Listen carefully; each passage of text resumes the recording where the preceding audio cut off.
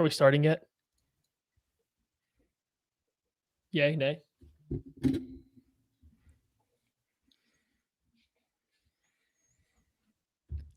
The offseason, as it pertains to the 2024 Kansas City Chiefs, is getting hotter and hotter. Phase 3 OTAs kick off. Let's talk about that and more.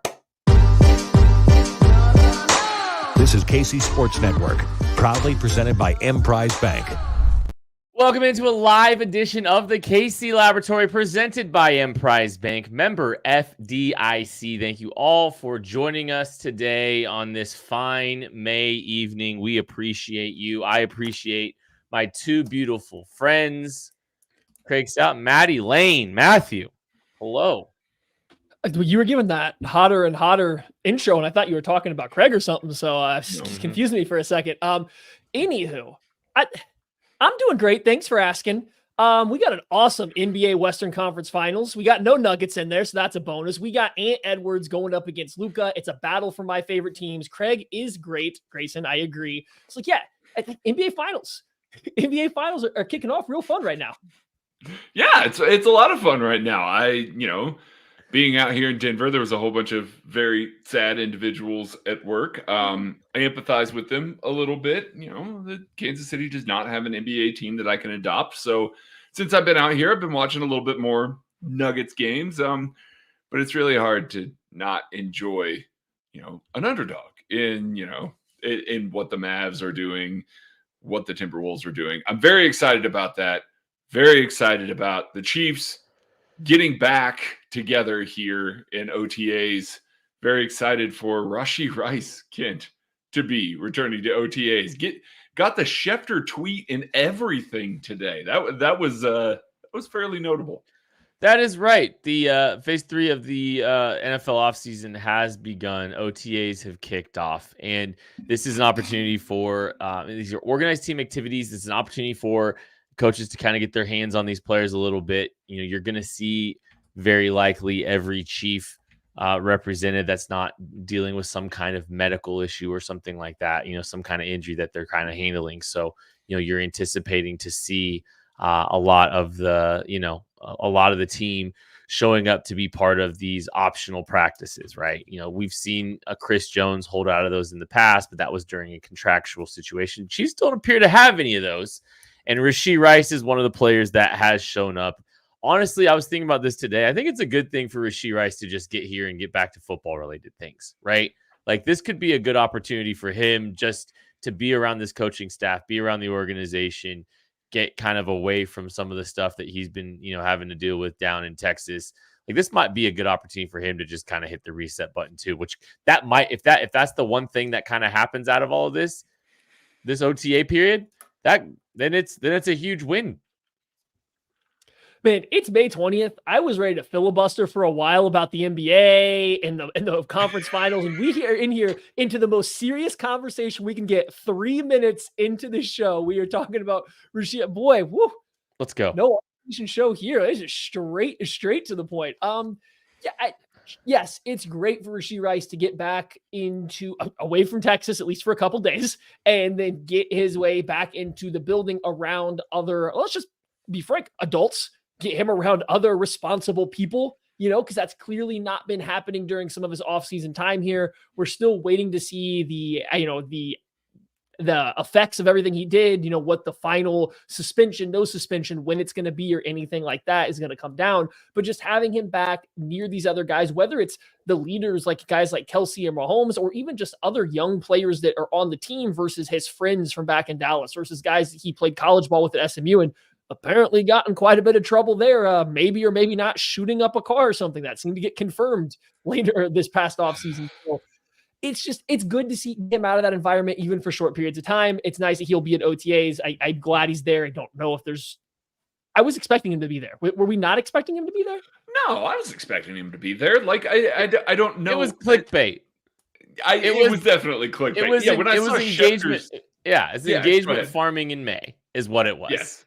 Exactly. When I saw Schefter's tweet come through, my initial reaction was, wait a minute. Why would we have not thought that he was going to be there? Yes, it is great for him. Yes, it's going to be great for him to be around the team. Yes, it's going to be great for him to be in an environment that Andy Reid can control a little bit. Andy Reid loves to be in that environment where he can control things a little bit more for obvious reasons this offseason. So I think it's one of those that's just good to see the participation. We don't see that out of everybody. We don't see that as part of this. Again, this is not mandatory. These are voluntary right now. Anybody can show up. They don't have to show up if they don't want to. It would have been a really bad look if Rashee Rice, after everything, barring, something legal that he needed to go handle or anything that he confirmed with the team, not saying that nobody can be there, but if he just decided, nah, I'm good after the offseason that he'd had, yeah, that's the noteworthy thing. Him showing up is just kind of as intended, as expected here. So I do look at this a little bit and I say, this is good. There's no major expected absences that we're going to see as any part of this. It's just going to be good to have everybody back in the building, and it's going to be good for the rookies to kind of see this is the standard of excellence that we try and achieve, on the field. OTAs are not going to be with pads. It's going to be pretty light. It's not going to be anything that's going to be super serious by any means. Again, largely a passing camp, but a guy like Xavier Worthy, who, by all accounts, really hard worker, knows what he needs to do, really smart guy, now gets Patrick Mahomes back in the fold. Now gets Travis Kelce back in the fold. Now gets a Rashee Rice back in the fold. Kadarius Toney, Sky Moore, guys have been around this offense for a long time, regardless of what you think about them. They know what the level of it takes in practice from day to day. So getting all of those guys together, getting the veterans in-house, only pays dividends for the rookies. Like that's the part that I'm looking forward to the most here, as well as, kind of try to overanalyze little snippets of tape, throwing against air essentially here. I know we make fun of people for that, but I can't help but do it too. A passing camp is my kind of camp. Yeah. I love it. OTAs are fun in the sense that you start getting a couple clues and hints about who might be getting some looks and getting some runs, in a rotation that you probably aren't anticipating, right? You might hear of a few young players here, they're stepping up. This is, one of the really good chances for this coaching staff to get the eyes on some of their young players. It would be really fun to hear that Felix Anudike-Uzomah is having a good start to OTAs, right? Like you hear some of these names, you say, oh, okay, all right. Nico Remigio continues to impress, making play after play. You can at least kind of just it's obviously very early in the process, and there's still 4 or 5 months till this team's going to get, the roster cut down. But it's worth at least paying attention to who's getting some attention. And then you also start hearing from the players a little bit too, and the coaching staff. And sometimes you can kind of hear some hints, here or there about some players that might be looking good, stepping up, right? So, I was going to say that's where last year it's where we started to hear a lot about Rashee Rice and the team and how much they liked him. It started at OTAs. Like rookie mini camp means nothing. You can't win anything or look overly good at rookie camp. You can look potentially bad but it doesn't show up till OTAs and you come back and don't remember anything from rookie camp. That's a bad sign. We'll never hear that publicly. All of a sudden though, if you start seeing a guy that was, a rookie or a young player that's getting faded out of not getting any hype or anything like that, maybe there is a little bit of a slow learning curve. But specifically last year at OTAs is where we started to get hey, this Rashee Rice guy, we really like him. We like what he can do. We think we can do this. And it was subtle because it's OTAs. It's, there's not a lot you can do, but it's subtle and it was there. And you start getting, whether it's national media reports coming from the team, whether it's behind the scenes stuff, you just start hearing where the guys they like. So, in the same exact line, hey, I'm ready to start hearing the exact same things about Xavier Worthy. You want to tell us how tough he is and how smart he is and how much Steve Sarkisian praised him for being more than a fast guy?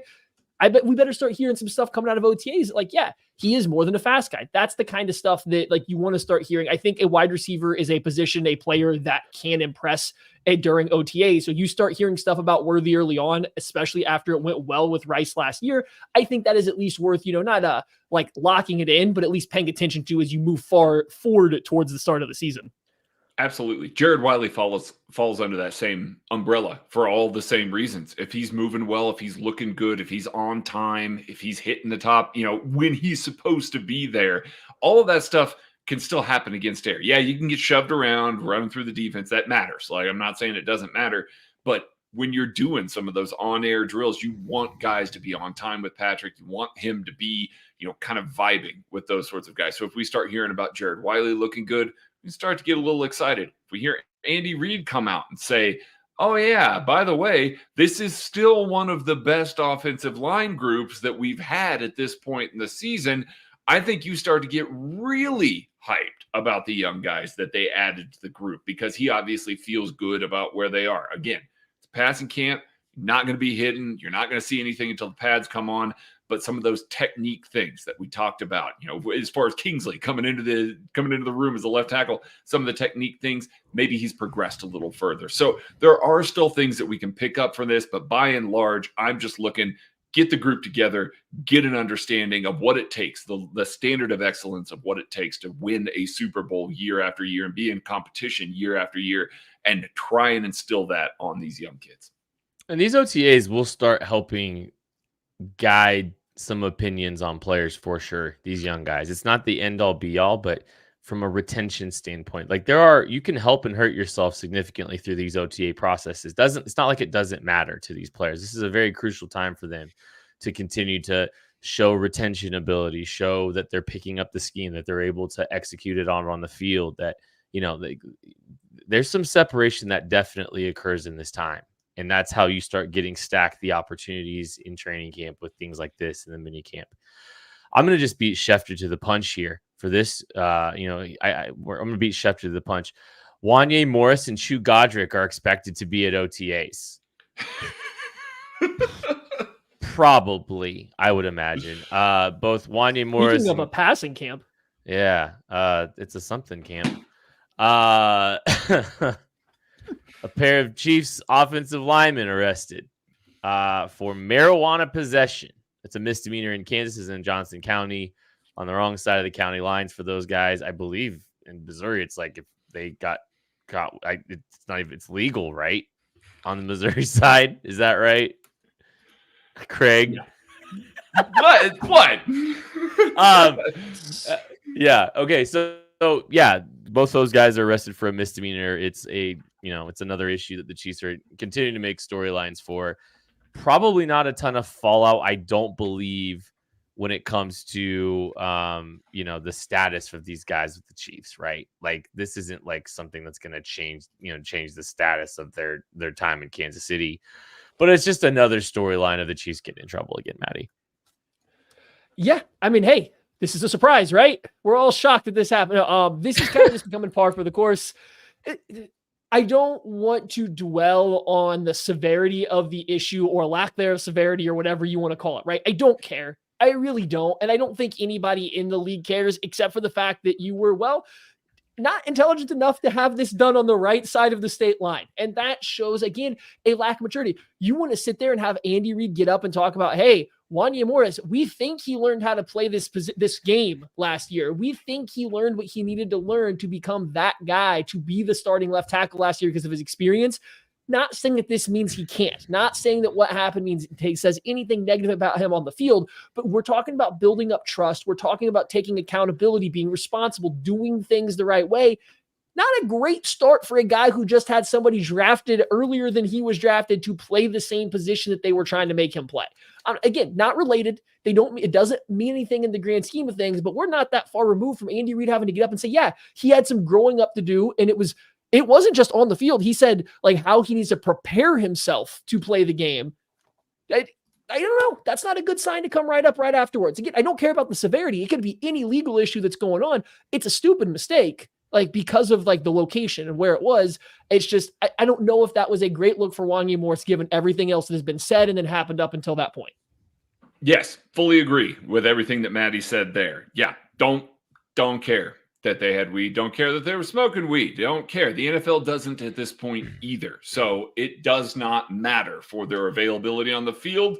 And it won't. Like, they're not going to come down. Even if something happened in Kansas, they have to do some community service, whatever the case may be, whatever they end up doing for this misdemeanor, whatever it is, the league is not going to come in then over the top and say, and you get a suspension. It's just stupid. Like, that's what it is. It's just dumb. You're right there on the other side of the line. Like, just hotbox in your car on the other side of the line and then go back. Like, you don't, again, it's one of those. It's like, you have to be aware. You have to be looking out for that sort of stuff. yeah, it's a little bit dumb that, Kansas, is in between all these states that have it legalized in one way or another, and they don't. I know, we all know that as well. But those are the rules. Those are the laws. You got to be aware of them. Don't be dumb and get caught with it at that scenario, especially when you were just right there. So that's the part about this that I'm looking at the most. It's not going to result in anything on the field, not going to change anything on the field other than what Maddie said there. There is a trust element to practice or protecting Patrick Mahomes' blind side. And Andy Reid right now has already established this offseason. We need to trust you more. We need to believe that you can do this at a high level, that you can stay locked in, that you cannot make some of the mistakes that you made last season. The off the field stuff does not pertain to the on the field stuff, but it doesn't help. Like, you got to be able to trust that those guys can be on the field, that can be there for you, that they're going to be, keeping their head straight, being in the right mentality. Them getting caught with weed in the offseason doesn't matter to me. One iota, not at all, even during the season. Don't care. Really don't care. It's about being locked in. It's about being focused. And I'm sure that's what Andy Reid is telling them right now as well. So that's the only thing that I looked at that I was just shaking my head a little bit about. It's like, man, come on, guys. Just right there. Just go across the border. Did you guys watch the roast of Tom Brady at all? No. There was a 2-time Super Bowl champion in the background hanging out on stage. Didn't say anything, but Tom Brady had a lot of his offensive linemen hanging out on stage with him. And one of those, I believe, was Donovan Smith, former Chief, 2-time Super Bowl champion. So, he's still out there. He's still on the market. But as it sits currently, he doesn't have a job. And the Chiefs seem to be rolling with Wanya Morris and the Kingsley Suamataia. Both have been mentioned already in this conversation about, OTAs and now this legal trouble. So you've got two really young players, both 23 and younger. Kingsley Suamataia has just turned 21 very recently. A second-round pick looking to compete with Wanya Morris here for the left tackle job. Who eventually wins this thing out, Maddie? Who do you think, with everything, I know it's super early right now, and I know there's a lot of projection to all of this, but who do you think is winning the left tackle job for this team? Donovan Smith. I have been sitting here on this one for a while. I don't think that there was.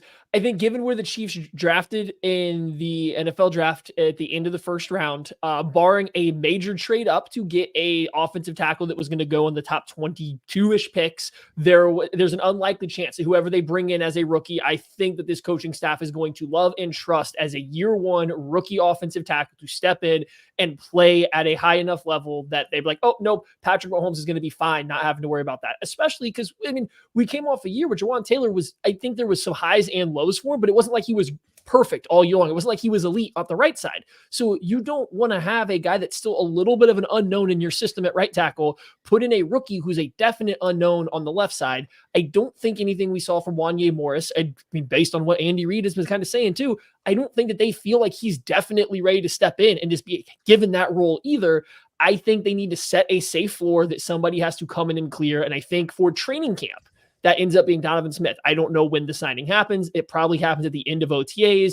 They're going to see how all this stuff goes. But by the time camp gets around, maybe it's that first week, whatever it is, I think you see Donovan Smith come back to at least set the floor that somebody has to play better than him. And I don't know if we are going to get that before week one of the NFL regular season. No, I don't think we're going to get that before week one of the regular season as well. I'm going with Kingsley, though. I think that they're going to give him every opportunity to win the job. And I am not going to be surprised if we hear from OTAs that, hey, he was mixing in with the starting lineup. Now, they do that all the time. They're going to do that throughout camp as well. I just think there's nobody right now that has that job locked up. And if he starts to show any semblance of promise, any semblance of advancement in his technique, if Andy Heck is working with him and Andy Heck is going, guys, he's getting it. Like, we still got lots of work to do. We're going to deal with the growing pains as part of this offensive line, but he gets it. The best thing for us as an organization and the best thing for our offensive line is to have him out there and live with the lumps.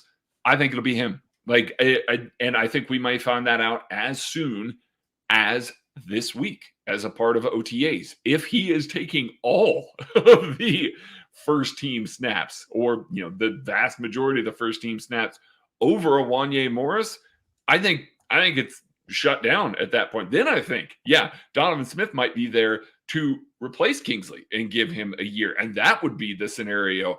I just think right now it's Kingsley's job to lose. They love his footwork. They love the size. They love the length. They love his mentality. They love what he can do out in the open space. They love what they can do with him in the screen game as well. There are all these advantages to him that they don't currently have right now with a Wanye Morris. And if they are going to move Wanye Morris around, now's the time. Have him be that swing tackle. Have him get some right tackle reps. Maybe kick him inside. See if that translates a little bit at guard a little bit, because you're going to need guys next year probably as well. So I think that now is the time with Wanye Morris. They feel comfortable with Kingsley that they're just going to say, no, we're going to move you around the line. We're going to find your best spot, kind of like they did with Darian Kennard there for a little while before they finally cut him. Move him around. Try and find that best spot. Try and find where it is that his future lies. But I do think it's Kingsley's job to lose. Paying attention to something, Louis Riddick's very well connected to Kansas City, and he's always worth kind of paying attention to. And you never know if, some of it's just his opinion, and his football opinion is very good as well. So I'm not going to diminish that, but he's also very well connected. Louis Riddick said Chiefs may have found another starter on the offensive line in the 2024 draft in Kingsley Suamataia at offensive tackle. I think it's worth paying attention to for sure, because it seems like he's getting some glowing reviews about his ability to pick some things up and to process the information. That's such a great foundational start when you've got the kind of talent that he does. And there's a lot of technical stuff to work with and stuff. But the Chiefs are familiar with having to clean up technical issues or having to mask those technical issues with, with help, a little bit over there. So having Joe Thuney right next to a potential rookie or a potential second-year tackle at this point, I think the Chiefs want to continue to apply the pressure on those two tackles, trying to get some, fire under them throughout this offseason process. And, they probably, I wouldn't be stunned to see if they're in in conversations with a Donovan Smith, but just letting the OTA process kind of play out. This is a veteran that has played through a lot of injuries. Give him some time to kind of heal up and rest. And, if he's out on the market and he wants to get the job, maybe they hit him up later in the process, maybe in the offseason, as they kind of, try to figure some things out here. But it doesn't hurt to have the kind of pressure of an open spot without a position, or without an established veteran available. So, I like the idea of letting these, two guys battle it out over the summer. And if you don't like where you stand later in the process, then just bring in Donovan Smith if he's still out there on the market. I find it telling and interesting that he's still out there. Like I think that's a little bit interesting if you ask me. Just that, he can, is he waiting to see what the Chiefs are doing? Does he just want to come back to Kansas City? So I mean, he talked recently on a podcast. He was a guest, and he didn't say that, like, oh yeah, I'm waiting to come back to Kansas City or anything like that. But he did talk about how it is a situation that is well set to make a run at a 3-peat. Like, he just talked about the situation and how good it is and stuff like that. He clearly still wants to play football.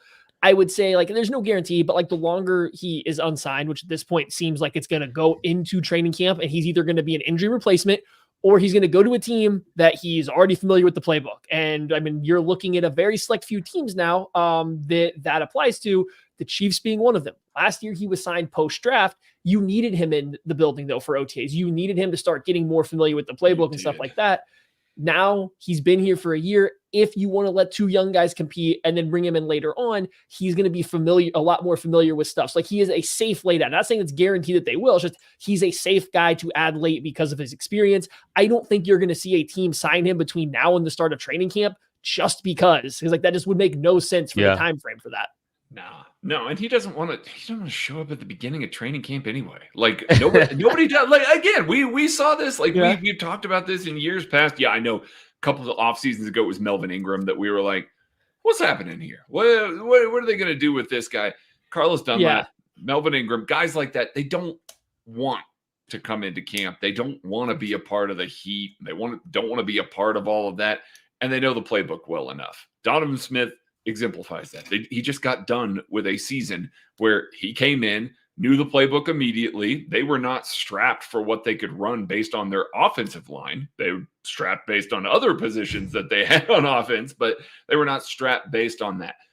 Donovan Smith offers a safe enough floor for this team that if they got most of the way through training camp, let's say they get through a couple preseason games and they go, you know what, we really want to give the rookie the job, but we're not ready for it. That's fine. That's when you go out and you get a Donovan Smith. He's going to keep himself in good enough shape. He's going to be able to walk right in. He's going to be able to have the right mentality and attitude. The guys in the locker room already love him. They did, last year you got to see some of that.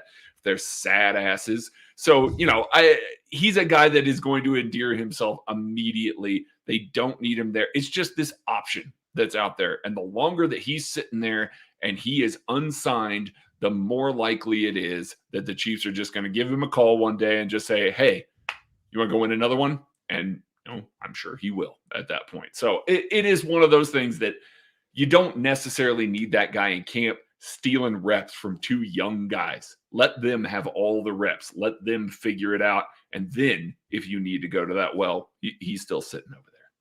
We're going to go to the break well, and we'll be back right after this. We appreciate you supporting KC Sports Network by listening to our podcast. You have helped us become the highest ranked Chiefs podcast network in 2022 and 2023. And don't forget about our daily Substack newsletter, the best written analysis you can find on the Chiefs straight to your inbox every day. kcsn.substack.com. Hit that like button, hit that subscribe button. Appreciate everybody that supports KC Sports Network, even during the off season. Right. We appreciate that. I know there's not a lot going on, but we appreciate you hanging out with us during the off season as well. We are burying the positional breakdowns on the Italian food scale for the second half of the show. And we're beginning the running back position right now. Matthew Lane, why don't you explain the food scale that everyone loves? Oh my God, it's so simple. It's so easy. Top of the line. This is all local to Kansas City. So if you don't live there, next time you visit, you got some places to try out. If you do live there, hey, look, short, easy drive to get these places. Top of the line, elite, the best you can get. Garozzo's. People, I've read some comments. I understand there's other good Italian food places in Kansas City. I'm not disagreeing. You can just only have one. I'm not going to read off a list of 17 restaurants to call elite. I'm picking one. I'm picking my favorite. Garozzo's is the elite one. 4 is already too many for some. No. For some, yeah. We can do 8 next time. Maybe we can do 8 next year. Oh, Anywho, second team, very good. The very good, very, very good. This is an exceptional, just not quite elite. We got Cascones, also delicious. Then we have, this will do. It's enough. We can get by with this. That's Olive Garden. It's steady. You know what you're getting. It is America's favorite food scale. You are right, T. Smith. And then finally, you guys all know it. You guys all love to hate it. It's Fazoli's, the bottom rung. Best defined as Fazoli's. I love when you call it. Yeah, I love when that's what you use the description as.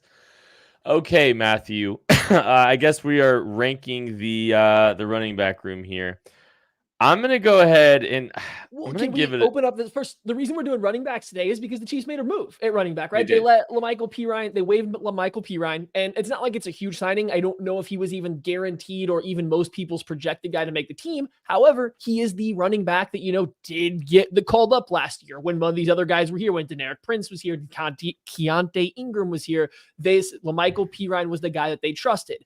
They waive him now before you even start OTAs. Now, they just brought back Matt Dickerson, who they waived. They are apparently re-signing guys after they waived them. But I thought it was interesting that they let Pirine, the guy that they had the most trust in of the non-top guys, they went ahead and waived him. So that's why we're doing running backs today.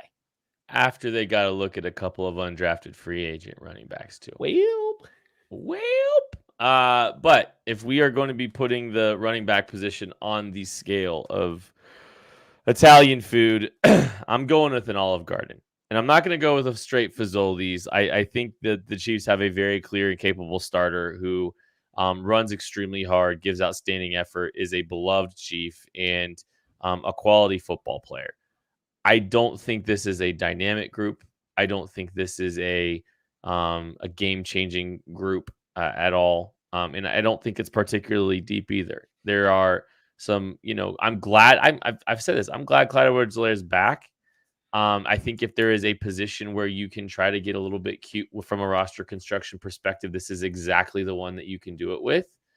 But I don't see a ton of high-level talent in this group. And even though I like Isaiah Pacheco, I don't think he's a bell cow type football player. And anything behind him really isn't, overly exciting. There's some fun lottery tickets on there that maybe they can be contributors on the roster with a Carson Steele and Emily Bailey, a Keontae Ingram, but I'm not really I'm not really big on this running back room as like a strength of this team, even though I love Isaiah Pacheco and he's a fantastic, wonderful, incredible 7th round pick. Yeah, I like all those guys as well. Isaiah Pacheco, great lead back in this room. It just falls off pretty quick. I am a big Clyde Edwards-Helaire fan. Like, I really am. I thought that last year, playing a little bit bigger, he got what was there a lot more than an Isaiah Pacheco did. And the Chiefs' run game was not particularly good. It was not particularly efficient. Clyde Edwards-Helaire contributed to that. But we see him get a little bit more than Isaiah Pacheco does at times. Isaiah Pacheco is going to run through the face of somebody, but again, not necessarily something that's going to get blocked up. And really add a whole bunch of guys that are going to change that. And so I definitely look at this as an Olive Garden, and maybe even a potentially low end Olive Garden. I have a hard time really looking at any running back room and being like, wow, this is terrible. Running backs have just been so devalued. And in an Andy Reid offense, there's only so much hate you can shower on a running back room. I like Carson Steele. Carson Steele does not move the needle significantly for this team. I really like Keontae Ingram. I would love for him to grab a bigger role within this offense because he does have a little bit of juice. Deneric Prince looked like he had a little bit of juice in camp last year. Then we got to the actual games and yikes, did not look good either. Luis Rees-Sammet is a rugby player that is transitioning to the NFL. I don't think that there should be any expectations for a player like that to contribute in a meaningful way on the Chiefs offense. Maybe he helps with kick returns. Maybe he helps teach some tackling technique. We'll see what happens in training camp. There's just not a whole lot of guys that I look at here and I just say, oh, wow, this room got significantly better than last year when they weren't particularly great last year. They got some functional pieces, and it contributes to the offense, and they're going to see a lot more light boxes. That's advantageous to Isaiah Pacheco, but they clearly did not see this room as one that they felt like they needed to have a significant investment to really kind of bump it up to as Cascones or Garozos. It's a low-end Olive Garden for me. I really want to, just for principle, give it a Fazoli's and just say because all running back rooms are either Fazoli's or they are Garozos. There's no in between. Everybody in between the elite running backs and the bottom tier running backs are like separated by like 1 percentile of good, bad, and it's all dependent on blocking on any given play and the scheme and so many other factors that are independent of the player. I really want to. However, I think if I'm forced to break it down in tiers, I look at this running back room and it's a very begrudging, but I do say, okay, it'll work. And it has worked, right? So it's hard to sit here and say anything lower than that. I actually, you know what? As I'm talking about this, no, I am going Fazoli's because when I sit there and say this running back room can work, I'm thinking back to these past couple of years, though. Who made the big plays for the running? Yes, Isaiah Pacheco had big games, but who was making the big plays? Is Jet McKinnon. Is Jerick McKinnon, who's currently not on this team. McKinnon played a huge, vital role for this team from that running back spot. And I get it. Pacheco, when the game script is right, can have an awesome game. And I really like him as a player. And on his back, I almost was able to work this up into an Olive Garden. But I think back of a lot of big, pivotal plays that running backs have made for this team. It's been McKinnon, and that's not there. And that skill set right now isn't there. I like Keontae Ingram. I actually think I do wonder if the LaMichael Pirine, waving isn't because Brett Veach got up and said, hey, we like Ingram. We just got him mid-year. So there was getting used to the system. And I just wonder if they can get him. They're like, oh, we can trust that guy a little bit more this year. Or Amani Bailey or Carson. I just wonder if somebody impressed them. And it's I like all these guys. But at the end of the day, they don't have a Jerick McKinnon. they don't have someone that's great in pass protection. They don't have somebody that can go out there and run an option route versus a linebacker, or just get the ball to him on a little screen and show vision and patience and all these things the way he did. So without that guy right now, with that being a bit of an unknown, I might feel comfortable calling this a Fazoli's, and I don't want to downplay how good Isaiah Pacheco is. Like, that's nothing about a negative thing about Pacheco. I just think he's a little bit limited in where he wins as a running back. It's a little dependent on the blocking. It's a little dependent on what the defense does. And quite frankly, it's dependent on how downhill he gets. When he has to make moves and not get up to speed, it's not that impressive. There's not a ton of like yards over the expectation on a lot of these runs until he gets going downhill. That's why the stuff rate for him is actually kind of high, not negative yards, but he has a lot of really short gains because he's not really a dangerous runner until he gets up to full speed, and that needs a runway. So like, I don't dislike him as a player. I think he is a fine lower end starting running back. He'd be a great running back too. I just, without a Jerick McKinnon, I might have to put a Fazoli's on this one. You can make the argument that the running back room is worse this year. I mean, like you can. I don't think that's an argument. I think it's it has to be a fact, right? I think you're right. I think you're probably right. Sorry about to have a cough attack there. But I think there's a chance that this room is actually worse than it was last year. And if they won a Super Bowl with it, and it didn't matter all that much. I really like Isaiah Pacheco. Obviously, like what a pick in the 7th round, and like definitely a quality player. There's just not a ton around him, and I don't consider Pacheco to be an overly dynamic back compared to some of the other players. I think one thing that's kind of interesting when you look at the running backs too, there's not a ton of free agents out there that are moving the needle at all. And there's also really not a ton of running backs that are going to get cut for cap purposes either. So it's like if you're looking at the roster, it's like, is there any help that they could potentially add to make this room better? There really isn't a ton. You know, it's really hoping that a Keontae Ingram, an Emily Bailey, and a Carson Steele can step in and contribute in a meaningful way to this roster. That's the path to this team getting better in the running back room. Or generic Prince is just these young guys stepping in and starting to make some plays.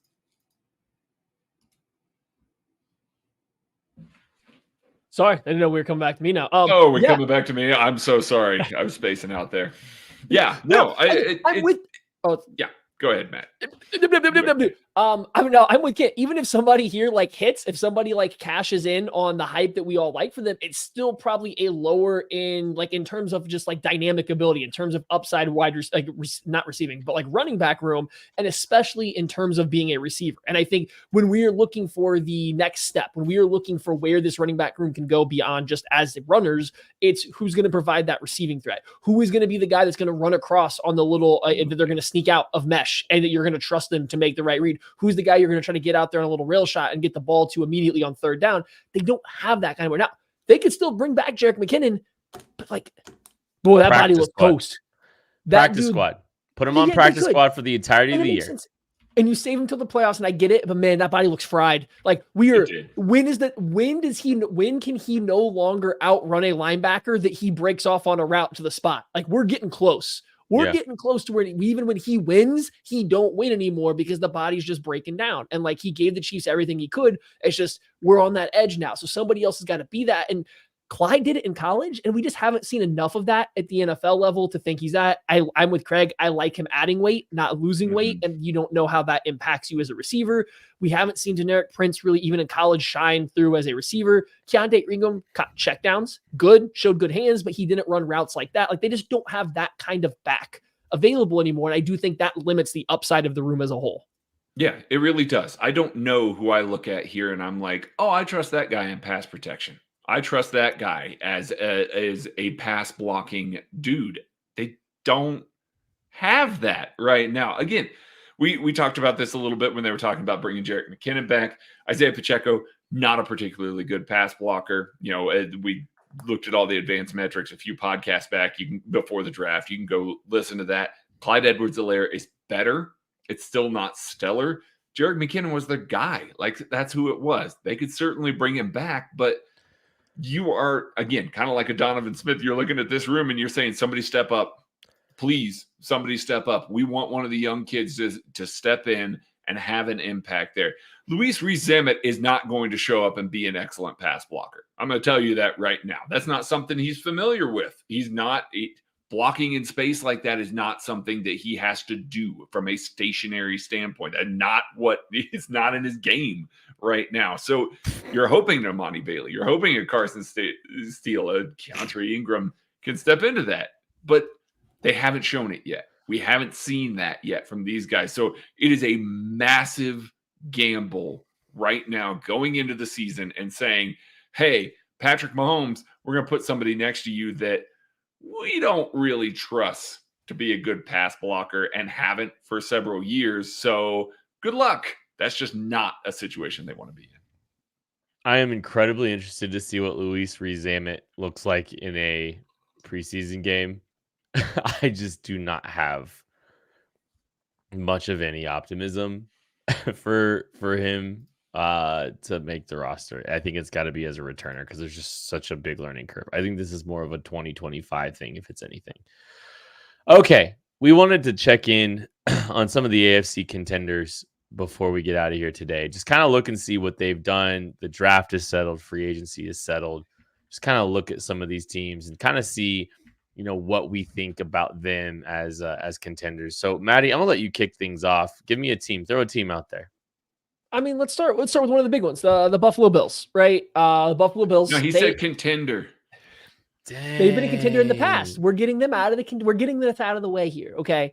The Buffalo Bills had to take their medicine this offseason. We said it last year going into it. It kind of felt like they were on the edge of having to reset stuff. And it clearly came true. They played great down the stretch. They got themselves into the playoffs. They lost a very close game to the Chiefs, but they had to go ahead and take their medicine here. So they got rid of all sorts of veteran guys. Stephon Diggs, Gabe Davis, Tre'Davious White, Jordan Poyer, Micah Hyde, Leonard Floyd, all sorts of dudes just gone. Just like, yeah, we're done with these guys. We can't use them anymore. We're too expensive. We got to get younger. They didn't really bring in anybody that's going to change the outlook a ton. Like Curtis Samuel's probably their biggest signing, just to bringing in a smaller wide receiver. They then, pair him with some guys coming in from the draft and Dalton Kincaid, but like, you don't love the outlook. We know the Keon Coleman, Curtis Samuel, Dalton Kincaid, Khalil Shakir receiving weapons don't particularly scare you. Good offensive line, but it's a step back for them. I feel like there's a big step back for the Bills. Everything's going to be on Josh Allen's shoulders to do it. And it always is, but like even more so, it's glaring now. And I think there's this like obstructed view of what that's like because the Chiefs did it to Patrick Mahomes and they went and won a Super Bowl, and everybody just assumes that Josh Allen's going to go do that now. And I just don't know if it's going to play out the same for them, but I mean, I guess we're going to find out. Yeah, listen, Josh Allen's the second best quarterback in the league in my book. Same. Yeah. So I look at that and I'm like, man, he's a really good football player. They really had to take their medicine this year. This was the year that they had to go, listen, we're going to take a lot of cuts. We're going to have to eat a lot of cap. We're going to have to just make some of the hard decisions rather than try and keep the band together for a number of years, which is kind of what they did for a little while the past couple of years. Rather than try and piece it together, they just went, listen, maybe we have a down year. Maybe we take a step back. Maybe we just kind of eat what's going to come our way, and we're going to try and rebuild after this. You trade away Stephon Diggs. You're really your defense is falling apart slowly but surely. You're having to make tough decisions there. They are going to take a step back, in my opinion. And like Maddie said, they're going to put it all on Josh Allen and Keon Coleman and Khalil Shakir and Curtis Samuel and MVS, apparently, to kind of step in and make up for what they had before. Surely they're going to play a lot more 12 personnel, 13 personnel with the good tight ends that they have, but it's not going to be as dynamic. It's not going to be as explosive. It's going to be that kind of step back that we saw the Chiefs make when they transitioned over to a Juju Smith-Schuster, where we saw them kind of go to that shallow intermediate. They're not kind of trying to pump the ball down the field as much and then try and play some better defense and be a part of this. They just don't have some of the offensive minds. Joe Brady's fine, but they don't have some of the pieces to try and make that work the same way that the Chiefs did. And as much as we love Josh Allen, that's not his game. It's just not his game whatsoever. So I'm very curious to see how that looks, Ken. You are muted, buddy. We are killing killing this. Let's go. we're a Fazoli's today. Is what we are. Oh yeah. Think for yourself. Yeah. Hey, amateur hour is far more professional than we are today. Yeah. Don't worry, no one's listed anyway.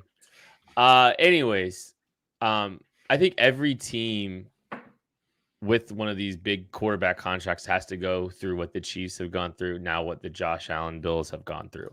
Is at some point you've got to put a lot on the plate of the quarterback and hope the quarterback is good enough. And it worked out really well for the Chiefs when they decided to hit the reset button, take their medicine, move on from one version of the Chiefs, and then kind of go to the other one, right? They won a Super Bowl and haven't lost a Super Bowl since the reset. They're just continuing to defy all this stuff. The Bills have to do this. They have to do it. And they have to trust Josh Allen. They have to lean into him to see what happens, right? They have to find out what is going to happen with their franchise quarterback. And they're going to have to kind of do this if they want to continue to contend. It's just something that's going to happen consistently when you have that kind of cap hit at the quarterback position. I'm going to throw the Cincinnati Bengals out there. I think they're an interesting team. Oh, I'm sorry. The Cincinnati Fraudgulls. I think this is as going for it, as all in as a Mike Brown run team can be. Yeah. I still do not trust the ownership or of this organization to do right and try to keep all of these players and all these high-level players for the long term. I think you've already seen some external frustrations from a Trey Hendrickson talking about wanting a new contract. All this while they've tagged T. Higgins and while they are about to pay a absolute bag to Jamar Chase. I mean, at least we think, maybe not because of how this team is historically operated. But for a team that is kind of going all in-ish, which is as much as you can say about a Mike Brown team, I really like what they have on paper. They are playing in a very tough division. But I think, they've tried to add bodies to the offensive line and drafting Amarius Mims in the first round, continuing to add bodies there. They tagged and kept T. Higgins, so they're going to have, a good pairing of receivers. And then they've taken some kind of big swings, right? They took a big swing on Mims. They took a big swing on Jermaine Burton in the draft, which I'm sure, he's extremely talented, but also he's a lot. So, I think they've done a pretty good job there. Sheldon Rankins was a big signing for them on the interior of the defensive line, replaced a DJ Reader. I like the outlook for the Fraudgulls roster. I think this is a group that can compete. I don't know if they have enough firepower on the defensive side of the ball. I still worry a little bit about that, but I like what they've done overall. Yeah, I think they generally made pretty smart decisions in free agency. The problem is I don't know if they've even reached the peak of what they were 2 years ago, though, on the defensive end. Like, I still think Lou Anarumo lost a lot that made that defense go. And yes, I think going from Nick Scott and Dax Hill and whoever else was playing safety for them last year to getting Von Bell back in the building and adding Geno Stone is a boost, but I'm looking at this corner room. I'm looking at the safety. I'm looking at the secondary as a whole. It still doesn't strike fear. It still doesn't say I don't know if this team's going to do it. And they were never a star laden, I think, defense. It's all about the sum of the parts. The thing was, though, you had a really good part in Jesse Bates, and Von Bell was a little younger and playing well. And you had some corners that all fit in really well. I still think there's some pretty clear weaknesses. And losing DJ Reader, I think that's a pretty big deal. Mm-hmm. Losing somebody like Tyler Boyd, I think that might be a little bit of a big deal. I know Joe Mixon became a little bit of really this guy for this much money for them. But you think back to some of their big games, he made big plays. He mattered a little bit. And I don't know if Zach Moss is that same level of guy. So they lost a couple more safety blankets while I think they generally made good moves on the defensive side of the ball in free agency. We'll just have to see how it plays out for them. I don't think this is as good as the team that went to the Super Bowl and lost to the Rams. And I really just at this point, hey, you're in the last year of T. Higgins. He's refusing right now to sign his franchise tag. The vibes aren't great there with Hendrickson threatening to retire. The vibes seem to be just a little bit off there in Cincy. So I don't know what's going on. Yeah, that's one of those weird things when you're having that much discord within a locker room that you start to wonder if the leadership's right. You start to wonder if everybody is pointing the same direction. And for a team that should be a contender, that terrifying. That has to be terrifying to think, oh, we're not sure how this is going to go. The part that I always look at here is Joe Burrow's offensive line. The best years that he had, the games that he was able to perform well against Kansas City, he was kept clean. It wasn't one of those that he was constantly assailed. Amarius Mims is a project, and that's a good pick, and a pick that I would be excited about in Kansas City. But like Matty said, or like Kent said, I'm not sure that it's going to be an immediate sort of thing. So Trent Brown is going to start. Trent Brown wasn't great last year. Orlando Brown Jr. on the opposite side wasn't great last year. Cordell Volson, Ted Karras, Alex Kappa took steps back. Like, again, this is a group that's getting older and not performing to the level that we've seen these players perform. It's more by name than it is by quantity or by quality that they are putting on the field right now, coupled with a defense that is getting older, a defense that is getting a little bit weaker. And yeah, I like Zach Moss. He was good for Indy as a backup player, as a spot guy.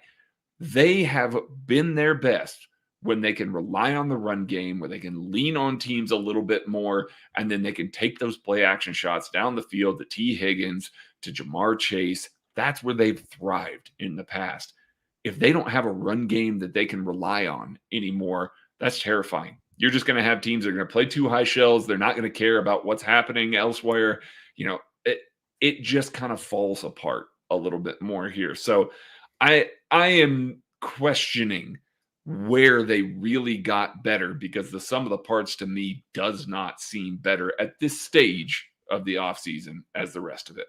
Oh, you're right. You guys ready for me to list an actual contender here? Because those two guys, we just talked about how they did not get better. All right, what are the Jags? I'm going to bring up another one that didn't really get better too. So the Baltimore Ravens. I have a lot of questions about the Baltimore Ravens defense. That entire defensive staff has been cannibalized. We talked about it a little bit from a week one perspective. The Chiefs playing against them. They're going to be basically putting on a whole new defense out there. Yes, it's going to come from some of the same foundational pieces that were there last year that were just exceptional, but you've got a different mentality there. You got different guys there, and you lost some guys. So now all of a sudden you're looking around and you're going, okay, well, we can build this out of Kyle Hamilton, who was exceptional in the AFC Championship game.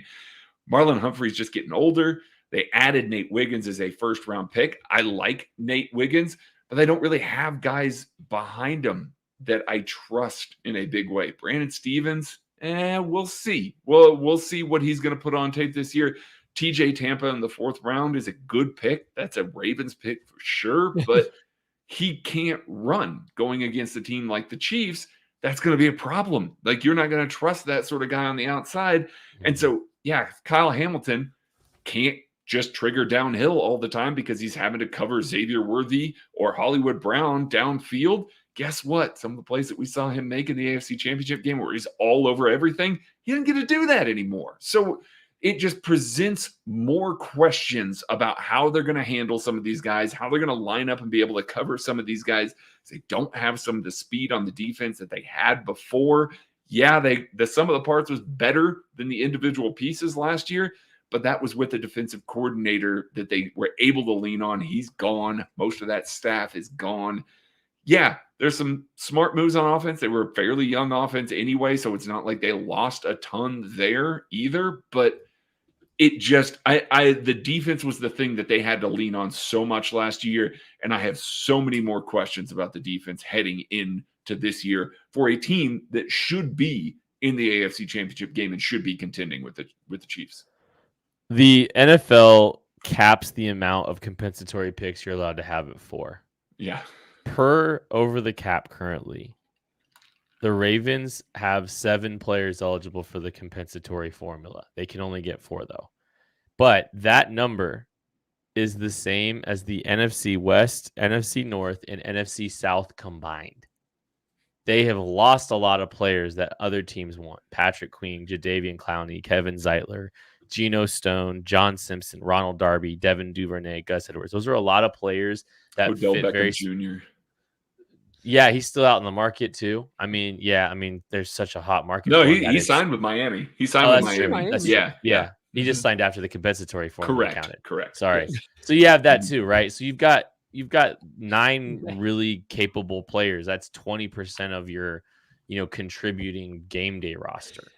That's a big number of players, right?